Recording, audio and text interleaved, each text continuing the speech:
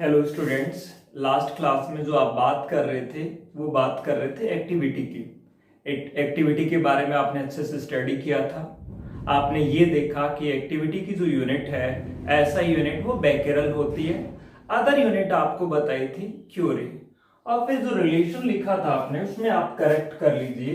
क्या 1 क्यूरी में कितना 3.7 इंटू 10⁻10 बैकेरल होते हैं। आपने उल्टा लिखा था, यहाँ 1 बैकेरल में इतने क्यूरी होते हैं, या तो ये लिख लीजिए, नहीं फिर यहाँ आप माइनस लगा लीजिए पिछले वाले में। यदि ऐसा ही रखना चाह रहे हैं जैसा है तो यहाँ माइनस लगाएंगे, अदरवाइज ये रखेंगे। So this is the correct. So ये रिलेशन है किसमें, क्यूरी और बैकेरल में। अब हम बात करेंगे किसकी, हाफ लाइफ की, कि हाफ लाइफ क्या होती है।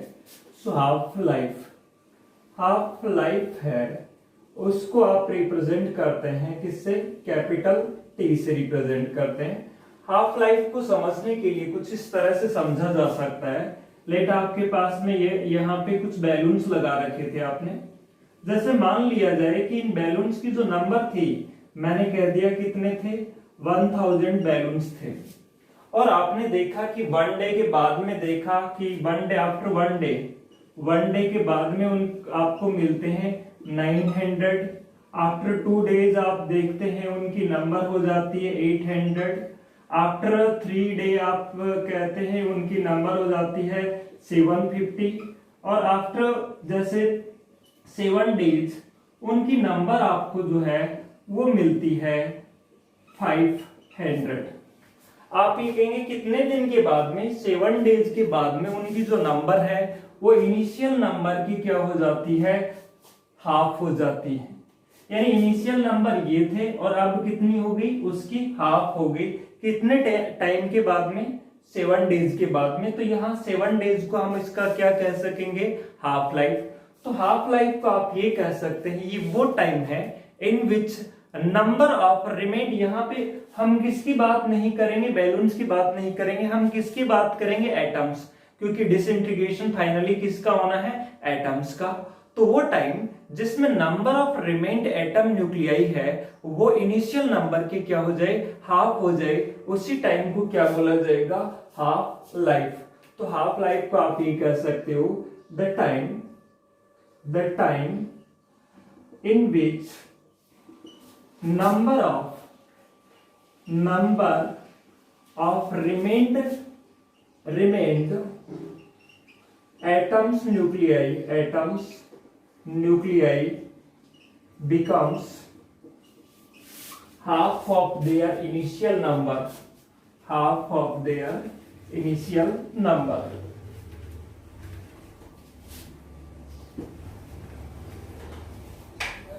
become half of their initial number की हाफ हो जाए, उसी टाइम को हम बोलेंगे हाफ लाइफ टाइम। हमने ये पढ़ा था कहां से, फ्रॉम रदरफोर्ड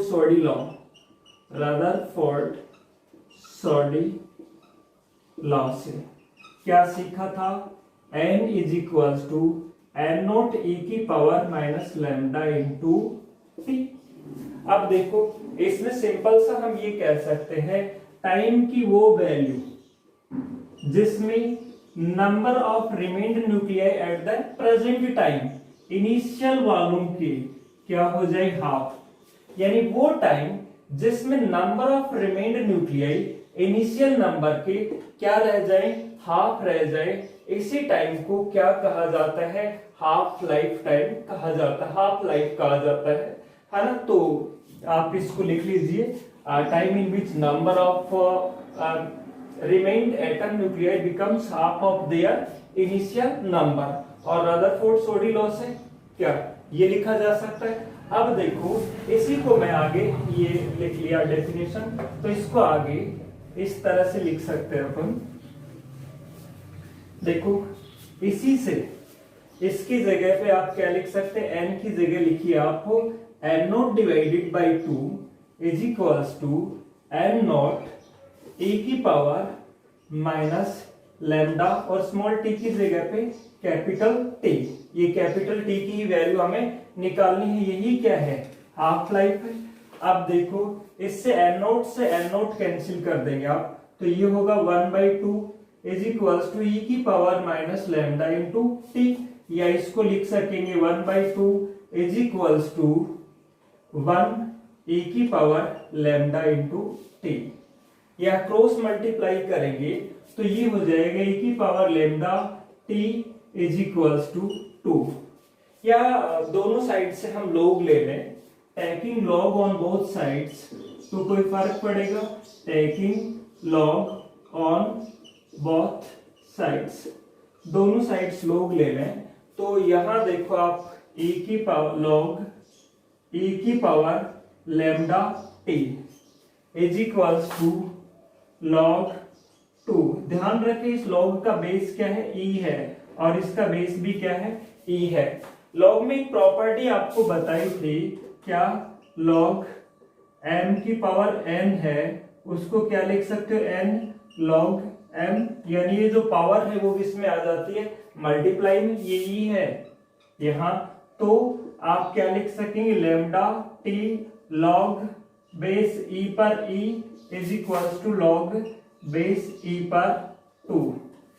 अब देखो एक फॉर्मूला ये भी ध्यान रखो, ये फॉर्मूला जो यूज में लिए जा रहे हैं वो लिख रहा हूं मैं अगेन, यहाँ पे ध्यान रखो, log बेस e पर e की वैल्यू क्या होती है, 1, log बेस 10 पर 10 की वैल्यू भी क्या होती है, 1, log बेस 2 पर 2 की वैल्यू भी क्या होगी, 1, सो ये क्या हो जाएगा, 1 हो जाएगा, lambda t is equals to log base e पर 2 की वैल्यू, या आप t निकालना चाह रहे थे तो t क्या हो जाएगा, t हो जाएगा log बेस e पर 2 की वैल्यू डिवाइडेड बाय लैम्डा, या फिर आप ये कह सकते हैं log 2 की वैल्यू, है ना, लेकिन कितने बेस पे, e बेस पे है, जो आप टेबल से देखते हो वो 10 बेस पे होती है, जो आप 0.310 जो बताते हो वो, लेकिन ये कितने हैं, log e बेस पर, ये वैल्यू होती है, याद रखिए आप 0.693 डिवाइडेड बाय ये क्या हो गया, लैम्डा, ये वैल्यू इसकी होती है। तो आपने यहां से ये पढ़ा कि जो t की वैल्यू है, t क्या था आपका, हाफ लाइफ, हाफ लाइफ वो लाइफ है, वो टाइम है जिसमें नंबर क्या हो जाए, इनिशियल नंबर की हाफ रह जाए, तो इसके लिए आपके पास फॉर्मूला आ गया, क्या, t is equal to 0.693 divided by lambda, lambda जहां पे क्या है, डीके कांस्टेंट है। अब हम बात करेंगे कि हाफ लाइफ टाइम की वैल्यू क्या होती होगी, कम होती है या ज्यादा। हाफ लाइफ की जो वैल्यू बहुत कम भी होती है किसी के लिए, और किसी के लिए बहुत ज्यादा भी होती है। जैसे मैं लिख रहा हूं कि हाफ लाइफ है किसके लिए, हाफ लाइफ फॉर पोलोनियम के लिए, है ना, पोलोनियम का नंबर कितना होता है, 84214, ये है, इसके लिए is 10 to the power -15 second, जो कि बहुत ही क्या है, कम है, और एक ज्यादा वाला लिख लेते हैं, एंड हाफ लाइफ फॉर, जैसे आप यूरेनियम की बात करें 92 टू 38 की, इज, इसके लिए बहुत ज्यादा है, कितना, 4.5 इंटू 10 की पावर 9 ईयर्स में है ये, है ना, ये बहुत ज्यादा है ना, 4.5 बिलियंस, या फिर ऐसे लिख सकते हैं 45 इंटू 10 की पावर 8 ईयर्स, इतना है ना, ये पॉइंट्स है, ये ध्यान रखें। तो कहने का मतलब ये आपको रटने की जरूरत नहीं है, ये सिंपल से एग्जांपल में मैं ये बताना चाह रहा हूं कि हाफ लाइफ है उसकी वैल्यू बहुत कम से लेके बहुत ज्यादा तक बीच होती है। जैसे यूरेनियम का हाफ लाइफ बहुत ज्यादा होता है ना, पोलोनियम का हाफ लाइफ बहुत ही कम होता है, सेकंड में, और ये ईयर्स में, ये पॉइंट नहीं है यहाँ, ये यहाँ इसमें पॉइंट। अब देखिए, अच्छा एक इंपॉर्टेंट फॉर्मूला है इसमें, वो लिख लीजिए, हालांकि मैं बात करूंगा अगले में कि ये फॉर्मूला कैसे आया, लेकिन आपको सीधा याद ही रखना है, ये मैं बताऊंगा आपको कि कैसे आया, है ना, n divided by n naught is equals to 1/2 की power t T upon capital T. ये फॉर्मूला न्यूमेरिकल्स में काम आएगा। या फिर R upon R naught is equal to 1/2 की पावर टी अपॉन टी, क्योंकि ये एन अपॉन एन नॉट क्या होता है, आर अपॉन आर नॉट के इक्वलेंट। तो ये इसको हम देखेंगे ये फॉर्मूला किस तरह से आया। तब तक आप लिखिए, फिर मैं आगे बताता हूं इसको कि किस तरह से ये आया है। अब देखिए ये लिख लिया होगा आपने, ये लिख लिया। ये बात एक ही है ना कि यहां से भी आप इसको ये भी लिख सकते थे, यहां से लिख सकते थे आप किसकी वैल्यू, टी की वैल्यू, ये भी तो लिखी जा सकती थी। टी की वैल्यू यदि यहां से आप लिखते तो क्या होता, लॉग बेस ई पर जो 2 की वैल्यू है वो डिवाइडेड बाय ये, डिवाइडेड बाय क्या होता, लैम्डा। ये और ये एक्सप्रेशन बात एक ही है ये, क्योंकि यहाँ आपने ये वैल्यू सब्स्टिट्यूट कर दी, इसकी जो वैल्यू होती है वो यहाँ पे सब्स्टिट्यूट कर दी। अब देखिए इसको देख लेते हैं कि ये किस तरह से आया होगा। हालांकि आपको डायरेक्ट क्या रखना है, याद ही रखना है न्यूमेरिकल्स के लिए। न्यूमेरिकल्स करवाऊंगा मैं इसके, तो उसके लिए आप देखिए आपने ये सीखा क्या, आप ये जानते हैं कि n is equals to N naught ई की power minus lambda into t, इसमें कोई डाउट नहीं है। अब देखिए यहां से जो लैम्डा की वैल्यू है, लैम्डा की जो वैल्यू है वो यहां से आप लिख सकते हैं, क्या लिख सकते हैं, लॉग बेस ई पर 2 की value divided by capital T. ये वैल्यू आप सब्स्टिट्यूट कर सकते हैं। देखो यहां से ये वैल्यू आपने फाइंड आउट कर ली, सो ये जो वैल्यू है n इज इक्वल्स टू हो जाएगा n नॉट ए की पावर माइनस लैम्डा, है ना। और लैम्डा क्यों, इसकी जगह ये रखिए आप लॉग बेस ई पर 2 की value divided bye T into ये वाला।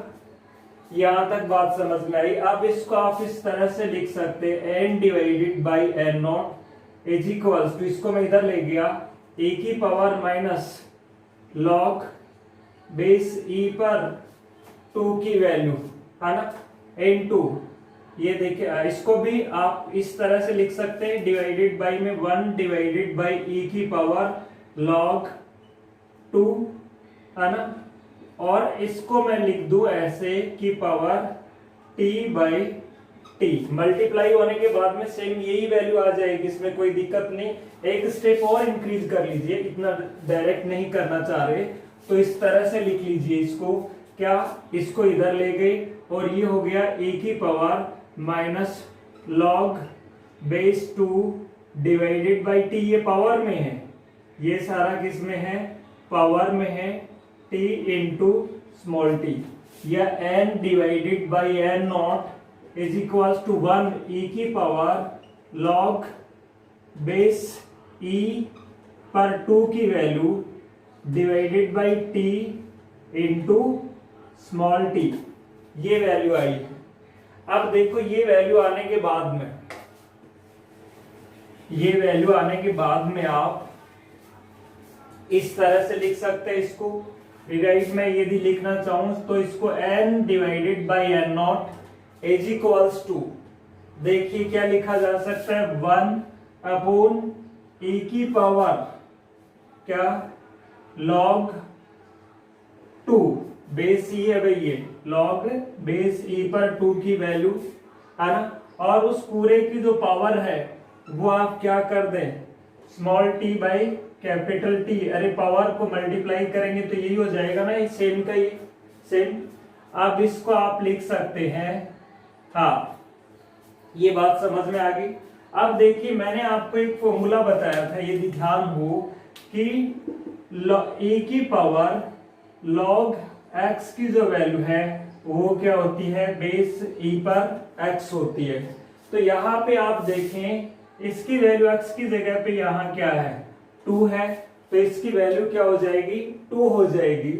तो हम इसका मतलब ये हुआ कि इसका मतलब e की पावर लॉग बेस e पर 2 की वैल्यू क्या होगी, 2 होगी। यदि ये बताया था तो इसका मतलब यही हुआ ना।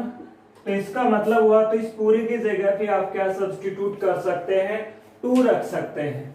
और जैसे ही 2 रखेंगे तो ये n divided by n naught is equals to 1 by क्या लिखूं यहाँ पे 2 की power t by T.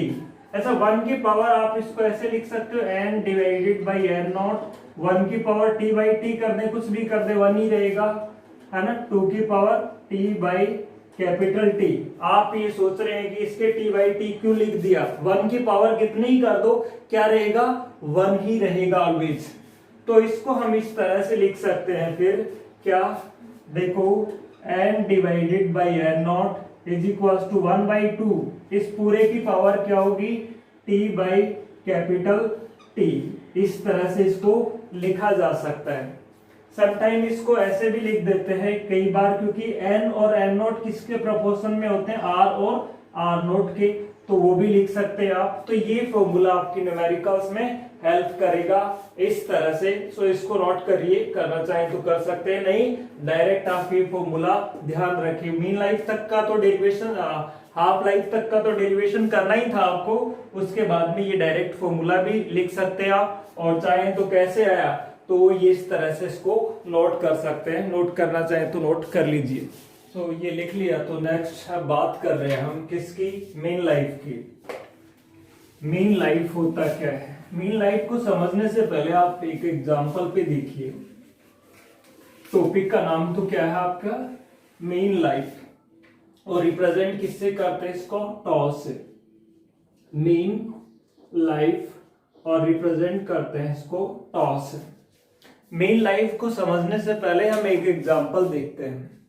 Example इस तरह का है, जैसे मान लीजिए किसी सिटी के 5 पर्सन्स की अलग अलग लाइफ, उनकी एजेस का सैंपल लिया गया है। एक पर्सन मान लीजिए 95 ईयर्स लाइव रहता है, इतने साल के लिए जिंदा रहता है। सेकंड पर्सन 96 ईयर्स के लिए लाइव रहता है, और थर्ड जो पर्सन है वो मान लीजिए 94 ईयर्स के लिए अलाइव रहता है। नेक्स्ट जो पर्सन है वो 97 ईयर्स लाइव रहता है, और नेक्स्ट पर्सन आपने कहा 92 ईयर्स लाइव रहता है। मैंने आपको एक टास्क दे दिया कि find out there mean life. Mean means उनकी एवरेज लाइफ फाइंड आउट करिए। So average life find out करने का क्या कंसेप्ट होगा आपका, आप सभी की लाइफ को क्या करेंगे, सम करेंगे और डिवाइडेड बाय देयर नंबर। यहाँ पे कितनी नंबर है 1 2 3 4 5। सो आप कैसे करेंगे, इन सभी को सम करेंगे और डिवाइडेड बाय 5। तो ये इनसे इन सभी का सम करने के बाद में उनको 5 से डिवाइड करेंगे, क्या आएगा उनका मीन लाइफ आएगा। ये तो उन पर्सन की बात कर रहा था मैं, है ना। यदि हमें मीन लाइफ निकालनी है एटम न्यूक्लियाई की, कि धीरे धीरे सारे के सारे क्या हो रहे हैं, डिसइंटीग्रेट हो रहे हैं। और शुरू में कितने थे, टाइम 0 पे इनिशियल नंबर n नोट थी, और कहां पर सारे उनकी नंबर 0 होगी ये देखा था आपने ग्राफ से। इनफाइनाइट टाइम के बाद में उनकी नंबर क्या हो जाएगी 0।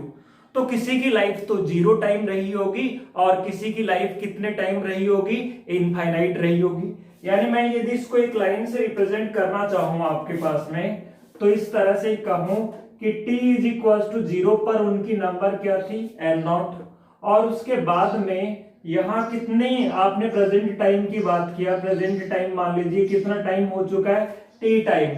टी टाइम पर उनकी मान लीजिए नंबर रह चुकी है, कितने जो डीके हो चुके हैं, कितनों का डिसइंटीग्रेशन हो चुका है, डीएन का डिसइंटीग्रेशन हो चुका है, यानी डीएन जा चुके हैं। कितने जा चुके हैं, डीएन गए। तो डीएन उनकी नंबर है, ये मैंने माना है। और ये टाइम का प्रोसेस कहां तक चलेगा, इंफिनिटी तक चलेगा, कि जब टाइम इनफाइनाइट हो जाएगा उस टाइम उनकी जो नंबर है वो क्या हो जाएगी, 0 रह जाएगी, यानी सारे के सारे चले जाएंगे, कोई नहीं बचेगा। यही हुआ इसका मतलब। अब आपसे ये कहा जाए कि हम यदि इनकी सभी की लाइफ का क्या निकालें, फर्स्टली हम सम निकालें, और फिर उनकी नंबर से उनको क्या करें, डिवाइड करें, तो वही तो मीन लाइफ आएगी।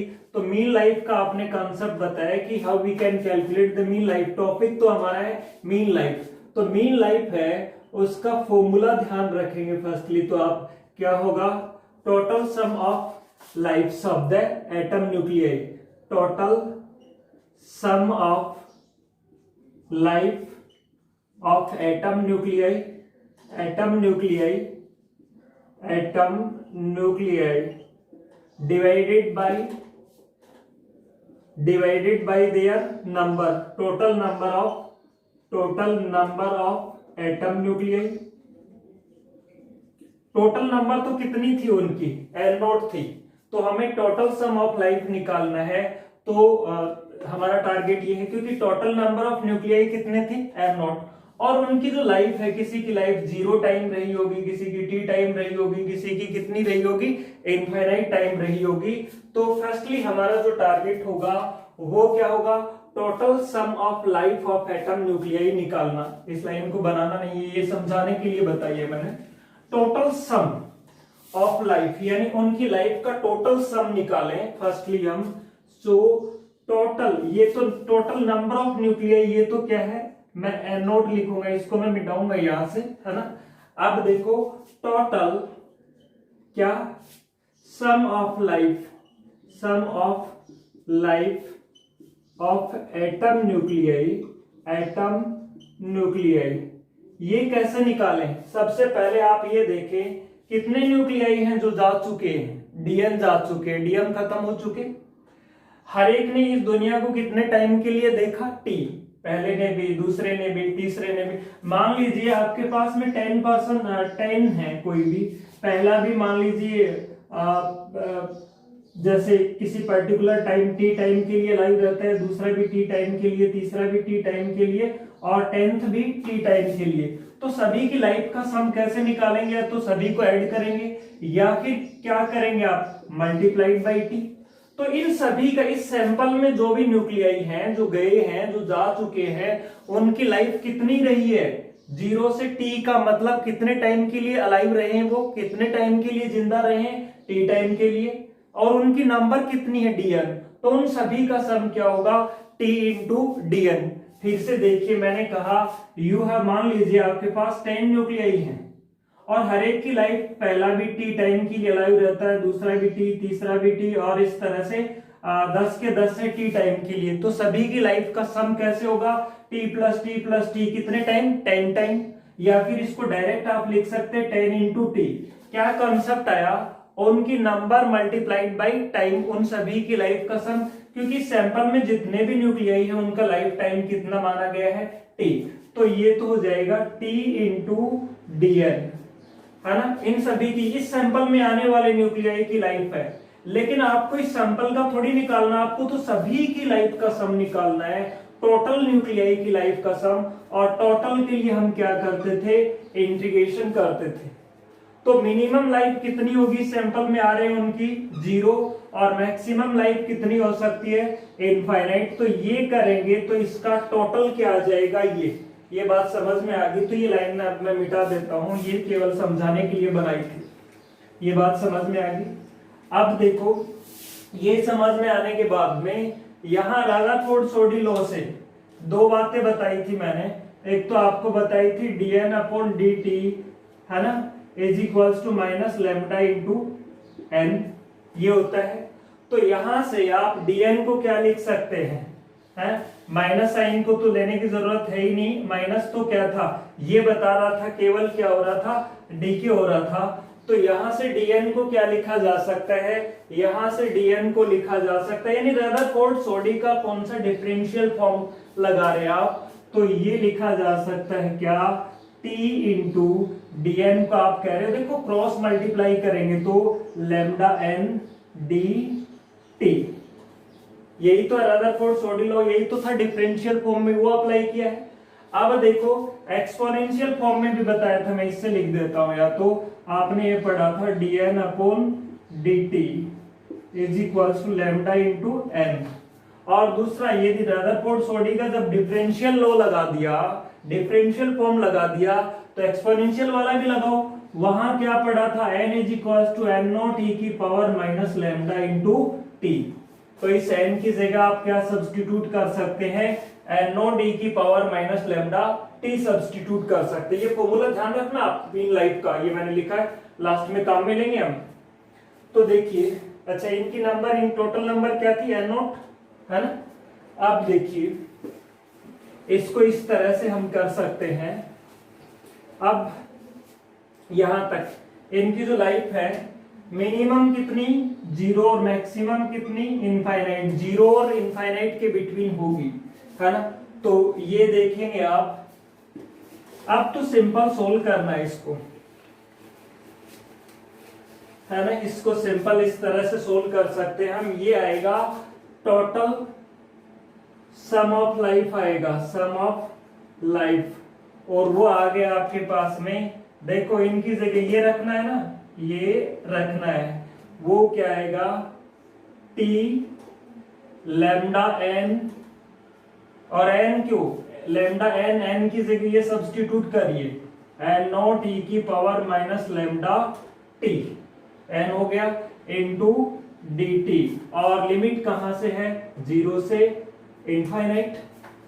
सिंपल क्या किया, एन की जगह ये सब्स्टिट्यूट किया है। अब ये सब्स्टिट्यूट करने के बाद में देखो एन नोट और लैम्डा को बाहर कॉमन ले लो, N naught into lambda, 0 to infinite t e की power minus lambda t d t. वैसे ही इंटीग्रेशन आपने मैथ्स में पढ़ रखा है, एक्स ई की पावर माइनस ए एक्स, है ना, डी एक्स का, इस तरह से।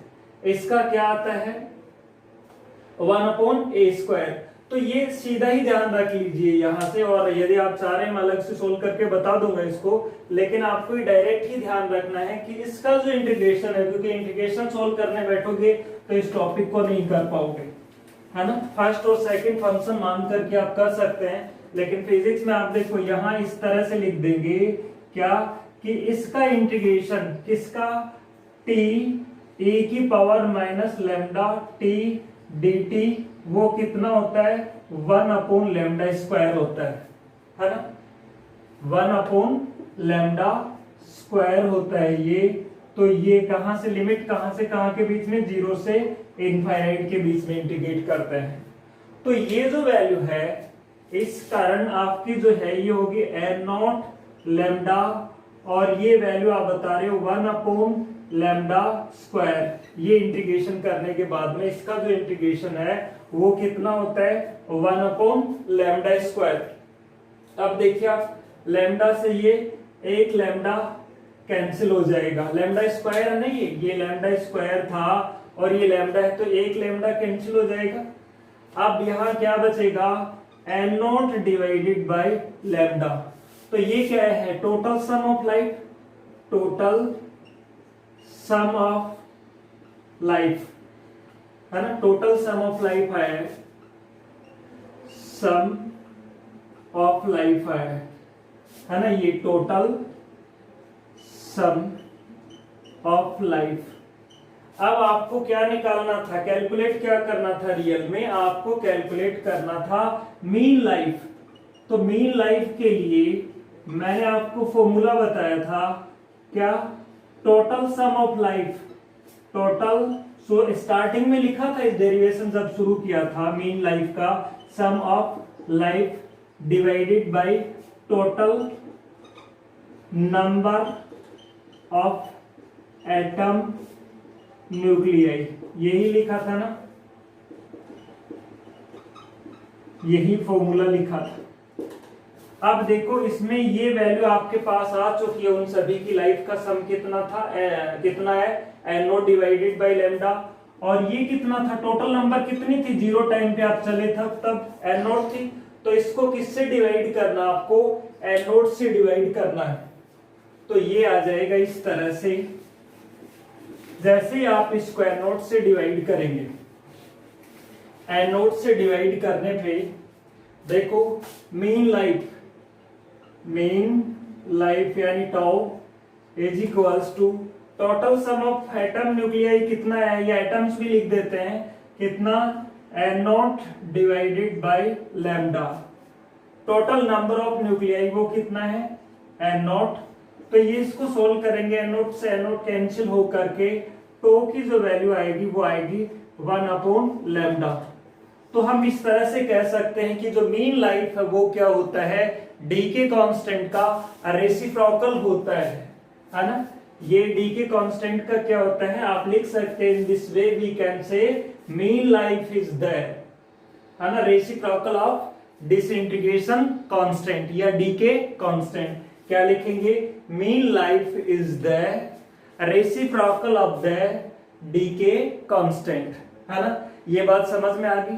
अब ये समझ में आने के बाद में आप देखिए, आप इन तीनों में रिलेशन भी, ये तो डेरिवेशन खत्म हो गया। ये आपसे क्या पूछा जाए तब करेंगे, प्रूव करिए, prove that the mean life is the reciprocal of the decay constant. तो ये डेरिवेशन करके दिखा देंगे आप मीन लाइफ वाला, है ना। अब देखो हम बात करते हैं इनमें आपस में रिलेशन क्या है। हमने पढ़ा था t is equals to 0.693 divided by क्या था, लैम्डा। और कुछ नहीं, इसका मतलब ये लिख सकते हैं ना 1 अपॉन लैम्डा, तो इसको लिख सकते हैं 0.693 डिवाइडेड बाय 1 अपॉन लैम्डा को क्या लिखा जा सकता है, टो लिखा जा सकता है। अभी तो मैं 1 अपॉन लैम्डा ही लिखता हूं, इसको 1 अपॉन लैम्डा लिख सकते हैं ऐसा। तो t इज इक्वल्स टू 0.693 और 1 अपॉन लैम्डा को आप क्या लिख सकते हैं, देखो 1 अपॉन लैम्डा को लिख सकते हैं tau. So this is the relation between mean life and half life. ये क्या था, टो क्या है, ये जो टो देख रहे हैं ये कौन सी लाइफ है, मीन लाइफ, और कैपिटल टी देख रहे हैं वो कौन सी है, हाफ लाइफ। तो ये रिलेशन है। कई बार ये फॉर्मूला भी काम में लेते हो आप। कब काम में लेते हो, या तो मीन लाइफ आपको गिवन हो और आपको क्या निकालनी हो, हाफ लाइफ। ये हाफ लाइफ गिवन हो और आपको क्या निकालनी हो, मीन लाइफ। तो इस तरह से इस फॉर्मूला को काम में लेकर के हम इस तरह के जो न्यूमेरिकल्स हैं वो कर सकते हैं। तो इसको देखिए।